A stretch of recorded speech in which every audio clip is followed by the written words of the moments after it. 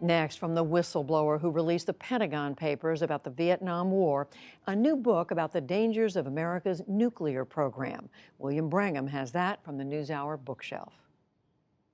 It was 1971 when military analyst Daniel Ellsberg leaked the Pentagon Papers to the press. They were a top-secret Defense Department study of U.S. military involvement in the Vietnam War.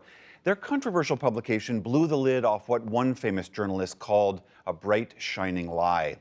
But few know that in the decade before that, during some of the Cold War's most dangerous hair-trigger moments, Daniel Ellsberg also spent years analyzing America's nuclear weapons policy. His new memoir chronicles that period. It's called The Doomsday Machine: Confessions of a Nuclear War Planner. And in it, Ellsberg argues very little has changed about what he calls our immoral and insane policies regarding nuclear weapons. Daniel Ellsberg, welcome to the NewsHour. Thank you. The title of your book comes from the famous Stanley Kubrick movie, where a rogue U.S. military officer launches an attack on the Soviets, and as those weapons are flying, it's suddenly revealed that the Soviets have built a doomsday machine, this enormous global booby trap that, if they're attacked, will kill every single thing on Earth. It is not a thing a sane man would do. The doomsday machine is designed to trigger itself automatically. But surely you can disarm it somehow? No, it is designed to explode if any attempt is ever made to untrigger it. Automatically? It's an obvious commie trick, Mr. President. We're wasting valuable time. Look at the big boy. They're getting ready to clobber us. At the time, it was somewhat considered a fantasy idea, but you argue in this book, and this is the title of your book, that's really what we have on our hands, is a doomsday machine. Yes, and we had it then. Kubrick got that idea from Herman Kahn, a colleague of mine and a friend of mine at the Rand Corporation, who put it forth as a hypothetical device for deterrence. But he said that would kill too many people.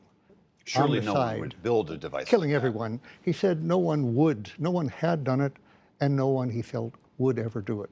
Well, he was mistaken. There was a doomsday machine at that time.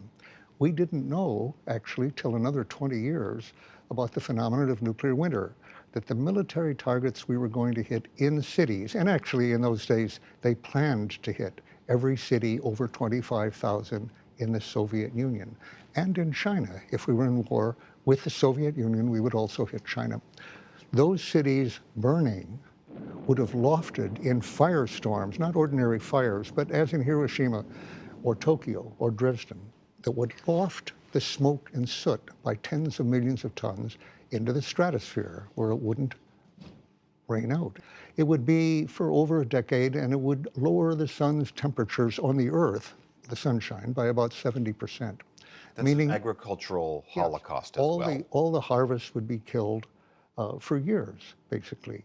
And everyone, nearly everyone, would starve. In 1961, as a young consultant to the Secretary of Defense, Ellsberg remembers being shocked after seeing a top-secret document estimating how millions of people would be killed with a U.S. nuclear strike on the Soviets. And when I held that piece of paper in my hand, the word in my mind was evil. Evil. This should not exist. This was the operational plan annually for the Joint Chiefs of Staff that had been approved by General Eisenhower. And I thought, there shouldn't be anything in the world that corresponds to this, but there has been then and ever since. Your book documents many of the mishaps and mistakes and near misses that many Americans may not be aware of in the last 40 years of our nuclear era. But yet somehow we have escaped annihilating ourselves. Why is that? Look, will it work for another 70 years? I'm not confident of that. At this very moment, for example, we are making nuclear threats against a nuclear weapon state, a state with nuclear weapons. You're referring to President Trump saying North we will Korea. rain fire and fury on the North Koreans. Now, fire and fury could include napalm, white phosphorus, a lot of high explosives, which they've experienced before, by the way, in the 1950s. They've been through that, and it's not something they want again. But that could quickly escalate. They didn't have nuclear weapons then. There has been no imminent threat of any attack, really, or nuclear attack on a nuclear weapon state since the Cuban Missile Crisis. That was half a century ago.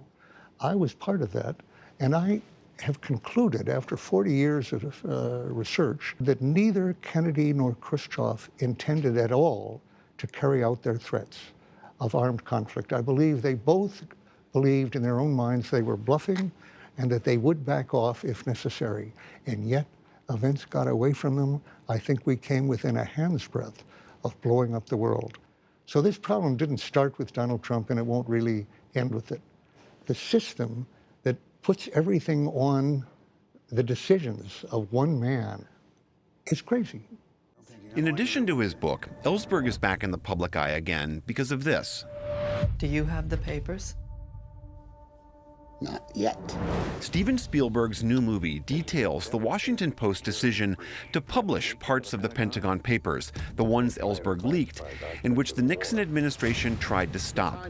The legal fight went all the way to the U.S. Supreme Court.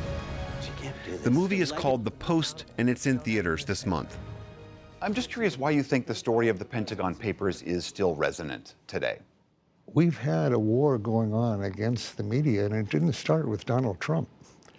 Barack Obama prosecuted 3 times as many people for leaking as all previous presidents put together. I was the first to face such a prosecution. That's why my name is coming up now, I think, more. There were 2 after me before Obama, and then 9 or 10, depending how you count some of them, under Obama. I believe that Donald Trump has shown every sign that he will continue that, though he hasn't yet. He's actually berated his Attorney General for not coming up with indictments for leaks right now. I have no doubt that Attorney General Sessions will meet his demands.